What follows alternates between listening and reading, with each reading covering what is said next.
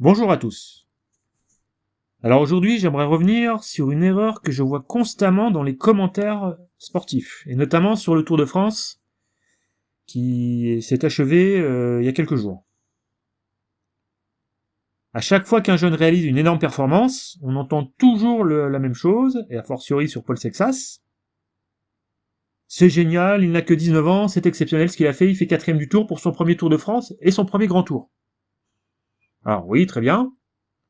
C'est vrai que c'est pas arrivé depuis 120 ans qu'un coureur de moins de 20 ans fasse 4e du Tour. Bon, dit comme ça, effectivement, c'est incroyable. Le problème, c'est que cette manière de raisonner oublie une chose essentielle. Quelles sont les conditions qui rendent possible la performance ? Une performance n'existe jamais dans le vide. Elle est toujours le produit d'un ensemble de moyens. Et quels sont ces moyens ?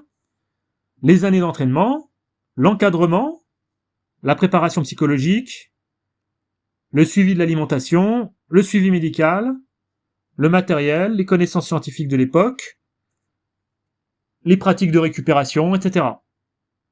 Autrement dit, il faut toujours distinguer la performance de ses conditions de production. Je dirais même, en termes kantiens, Emmanuel Kant, le philosophe, de ses conditions de possibilité. Et si on prend l'exemple de Paul Sexas, ce coureur a été pris en charge par AG2R dès l'âge de 15-16 ans. Et c'est effectivement une nouvelle pratique dans le monde professionnel, d'aller recruter des jeunes dès les cadets et de les recruter au sein d'une antenne jeune de l'équipe, pour les faire vivre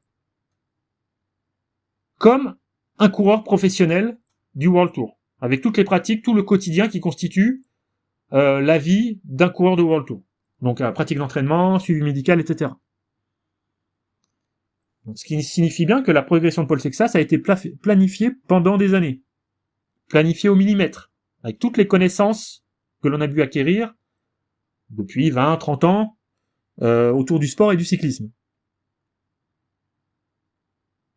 Et forcément, dans ces conditions, puisque ce sont de nouvelles pratiques qui sont mises en place pour les plus jeunes, eh ben, on a de plus en plus aujourd'hui de jeunes, très jeunes, qui arrivent au plus haut niveau de façon très précoce. Alors, ça n'efface pas leur talent, il faut une certaine prédisposition au départ pour atteindre ce niveau-là, puisque évidemment, si on applique les mêmes protocoles globaux à un âne, on n'en fera pas un cheval de course, on est d'accord. Mais ça veut simplement dire que le talent de Paul Sexas est développé dans des conditions inédites dans l'histoire du cyclisme. Et c'est là que beaucoup de commentaires passent à côté du sujet en réalité.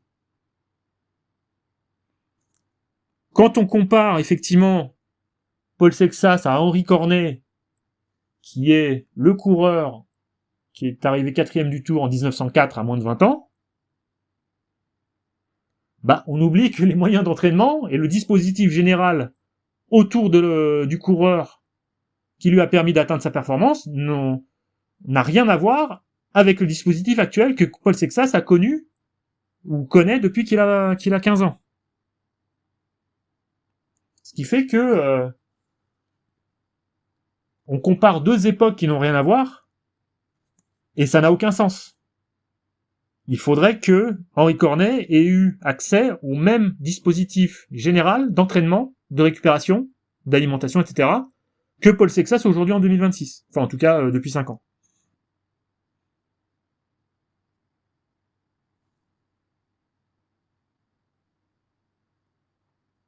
Et cette réflexion donc conduit à une autre conséquence. Alors oui, il y a de quoi admirer les grands champions, ça, il n'y a pas de problème, c'est normal. Mais on oublie parfois d'admirer des performances qui, rapportées à leur contexte particulier, sont elles aussi extraordinaires. Si on prend un amateur, le mec travaille toute la semaine, alors pas forcément un boulot physique, d'accord, même s'il est, je sais pas, avocat, prof, voilà, et tout ça, qui vit dans des bureaux climatisés, bon, c'est une chose. Mais admettons, il s'entraîne quand il peut, il roule 3-4 fois par semaine, il fait 200-300 km par semaine, parfois moins peut-être, il a aucun entraîneur, personne pour le suivre au niveau de l'alimentation, il a pas de stage en altitude, hein, il a pas que ça à faire non plus, il bosse. Et pourtant, il monte le galibier à 4 watts par kilo, allez, on va dire 4,5, peut-être 5, s'il est vraiment balèze. Et, à mes yeux, cette performance mérite énormément de respect. Parce que la valeur d'une performance, fondamentalement, ne dépend pas seulement de son résultat intrinsèque, de sa valeur absolue, tel nombre de watts, etc., etc. Elle dépend aussi des moyens qu'il a fallu mobiliser pour obtenir ce résultat. Et replacer dans son contexte quotidien, la performance de l'amateur qui roule, qui monte le galibier à 4 ou 4,5 watts par kilo, c'est incroyable. Imaginez s'il avait accès à une partie, ne serait-ce qu'à une partie du dispositif de Paul Sexas. On peut imaginer qu'il pourrait progresser encore davantage et faire encore mieux. Mais non. Il a énormément de boulets, il traîne énormément de boulets, et fondamentalement, eh bien, il arrive à produire une performance que l'on peut qualifier d'exceptionnelle. Donc, ce que ça veut dire, c'est qu'une performance ne devrait jamais être évaluée isolément. Il faut toujours l'évaluer relativement aux conditions de possibilité qui l'ont rendu possible. Hein. Je me répète un peu, mais aux conditions de possibilité de cette performance.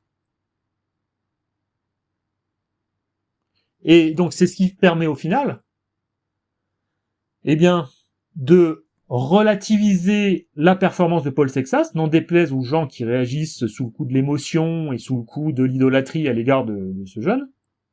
C'est que malgré tout le dispositif ultra professionnalisé, ultra scientifique, ultra suivi, ultra calculé que le coureur a suivi depuis 5 ans,